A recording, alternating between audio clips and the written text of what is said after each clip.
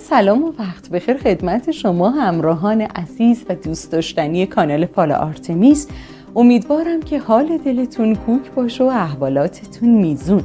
امروز در خدمت شما عزیزان هستیم تا یه سری توضیحاتی رو در مورد کانال خدمتتون ارائه بدیم. ببینید دوستان، در این کانال فالای متنوع و متعددی گرفته میشه، مثل فال قهوه، فال تاروت، فال ورق، فال چای، فال شمع. فال متنوعی رو بر شما عزیزان در نظر گرفتیم که به اشتراک بگذاریم. فالای روزانه، تکنیت و بعضاً فالایی که بر اساس ماه‌های تولد شما عزیزان هست رو هم میتونین که بیننده و شنونده باشین. یه سورپرایز ویژه بر شما عزیزانی داریم که کانال ما رو سابسکرایب کردین، پستا رو لایک کردین.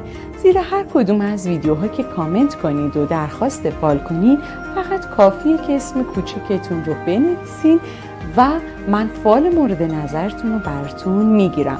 زیر پست اسم کوچیکتون و فالی رو که میخواین، حالا فرقی نمیکنه چه فالی باشه، بر من بنویسین. در اسرع وقت در خدمت شما عزیزان هستم و فال مورد نظرتون رو خدمتتون ارائه میدم. فقط کافیه که این نکته رو بدونین که برای اینکه اون نتیجه واضح، روشن و جذابی رو که میخواین از فال بگیرین، بهتره که کانال رو سابسکرایب کنین، پست رو لایک کنین که انرژی من با انرژی شما همگام و همسو بشه و شما به اون جوابی که مد نظرتون هست بتونین که برسین. در خدمت شما عزیزان هستیم. بازم ممنون از صبوریتون که بیننده و شنونده ویدیوهای ما هستین.